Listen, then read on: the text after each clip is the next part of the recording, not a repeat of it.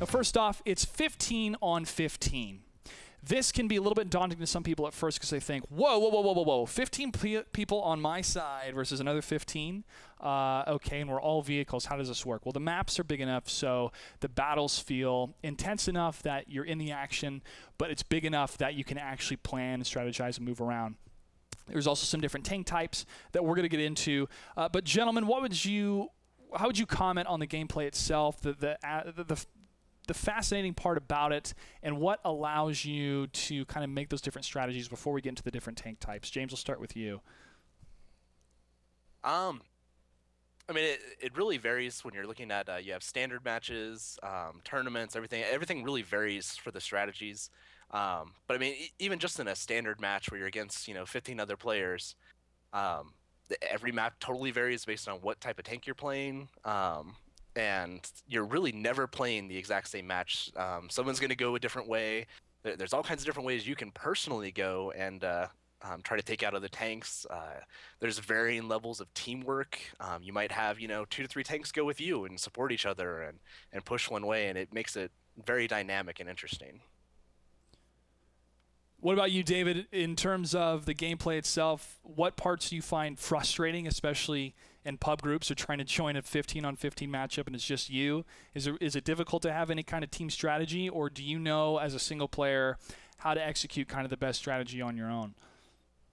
I very rarely play only by myself, and the tanks that I do are tanks that they don't really need team support, but they add something. It's a scout or something like that. So my job is to go find the enemy, and at that point I tend to talk to the other people in the game and kind of I guess backseat command and tell them what to do. Fortunately, because we've been around long enough, people usually listen to that, which means that it's a lot better than it can be.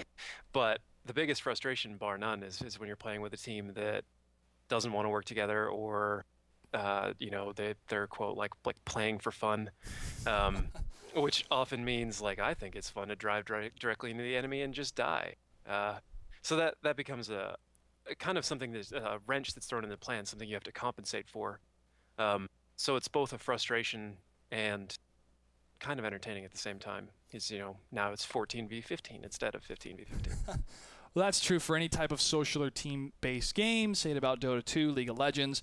Counter-Strike, if you try to play on your own, it can be really frustrating with the public, or the pubs as they like to abbreviate it. But also to be able to play with your friends and have different strategies, and to communicate via the game itself or through TeamSpeak or Ventrilo, I find it puts you again in this warfare type scenario of we're coordinating as a team, we're going to execute this as a team, and the payoff with the victory is fantastic. But with the game itself, it's not just about one type of tank that can do everything. You have many different types of tanks that you can play from different nations. But gentlemen, to have you break down the different tanks, why don't we start off with the light tanks? Well, the light tanks are going to be some of the earlier tanks you play on, because they're essentially the more lightly armed tanks. So you'll see usually like the first 1 to 5 tiers are pretty much all light tanks. And then later on, light tanks are still useful in some of the higher level combat because they're really fast. So you'll see them speeding around the map, specifically trying to get spots on where the enemy tanks are, so you can then maneuver to try to take them out, or you let your artillery, which we'll obviously go over in a little bit, make shots on enemies before any kind of engagement begins. So they're usually really important for any strategy to have. And the super fast. I mean, you go the fastest in these tanks. When you start to play the heavier tanks, like the mediums or the heavies, you're a lot slower, but it compensates for the amount of firepower that you have, the type of armor that you have. But when you're able to cruise through enemy lines and get to the enemy position past the line, is a lot of fun because you see so many turrets just pointing towards you, but you can outrun them. So that's the fun of light tanks. But you really can't stop and fire, or else you'll die. Like me, sometimes I think I can take on a heavy as a light, and I just die. So don't do that. Tip for new players.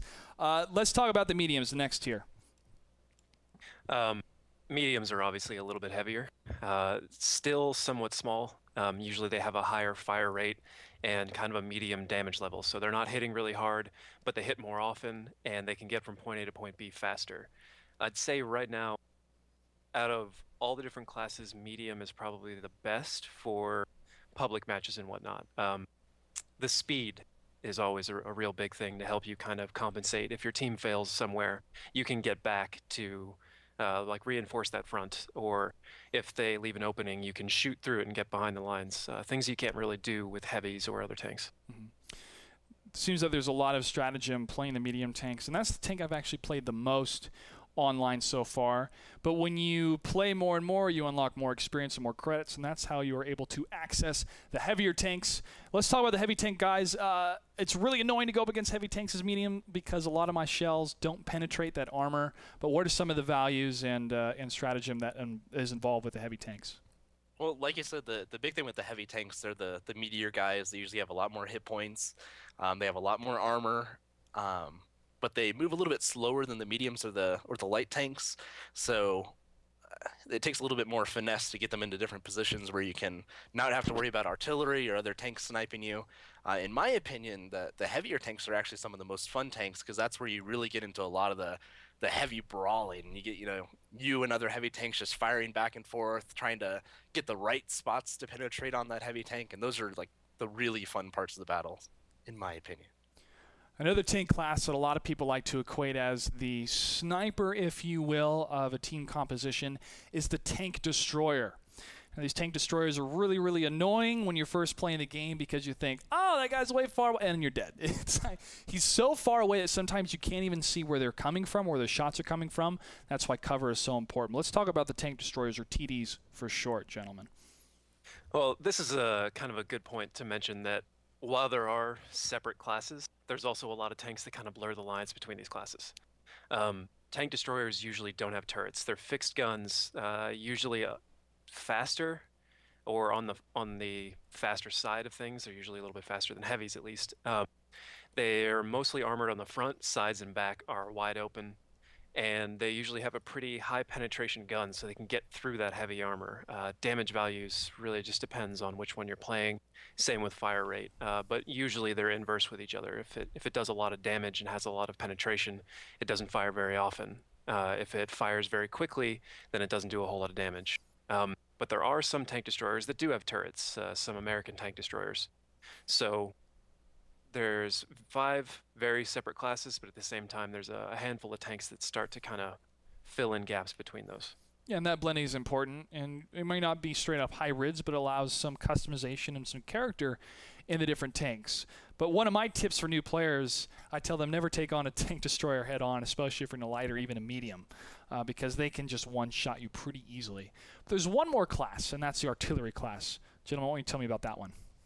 The artillery class is probably the most controversial tank type in World of Tanks. It plays actually a lot differently than any of the lights, mediums, or heavies. Think of it kind of like an orbital bombardment system here, where you have a tactical view of the map instead, and you're firing all the way across the map onto targets. Obviously, you need to see those targets, so that's where the light tanks really come into play, to light up targets for you. And they're really high damage, no hit points at all, so if anything gets next to them, they die really quickly. A lot of people don't like them because it's kind of the they can get a lot of one-shots and you never see them, you're never close to them. But I think it's a lot of fun. I like the dynamic that it adds to the game, because if you add an artillery into the match, then you also have to worry about, all right, I need to hide behind these certain buildings, or I have to plan out my path a little bit more. So it adds some different dynamics that some people like, some people hate. So what he means there by tactical view is artillery, when you're in your firing mode, they view the map top down instead of sideways. And this is because obviously it shoots up and then the round comes back down. So they can actually shoot over walls, over buildings, depending on how close you are to them, that kind of thing. And they tend to shoot high explosive rounds. So they could hit the corner of a building that you're on. They don't necessarily have to hit you, but the explosion will still blow the tracks off your tank or maybe do some damage to you. And that's what really people complain about the most. And I guess the best tip there is play artillery, and you will learn how an artillery player thinks and where they can shoot, and then you can learn how to avoid them. Understand your enemy by being your enemy, or being your enemy's tactics. Good to know. The artillery side as well, playing on any type of matchup, especially 15 on 15, is they really come in handy, especially if you can spot a tank that is behind cover you can't get to. If you try to flank them, you're going to get shot, but the artillery can put some fire on him, causing him to move, and bam, you can get him. So I like the aspect of that, but guess what? The trade-off is it happens to you as well. You think you're in cover, and artillery fire starts to hit you, your track gets knocked out, you can't move, and here comes the death train, and you die. So say what you will, if some people would rather have straight-on tank fights, but I do feel that the artillery adds a necessary level of stratagem to the entire scene that is the world of tanks. So talking about game modes real quickly, if you go to the menu, you'll see at the top of the menu it says Battle and Random Battle. Now what this means is that you can choose just pretty much a battle straight out of the gate. You'll join a game about 5-6 seconds. It's that fast. And you'll have full 15 on 15 combat. There's 3 different modes. You have a standard mode, which means that you spawn on opposite sides of the map. You have flags at each side. And your goal is to kill all the enemy tanks or capture the enemy base. Or they can capture your base or destroy all your tanks.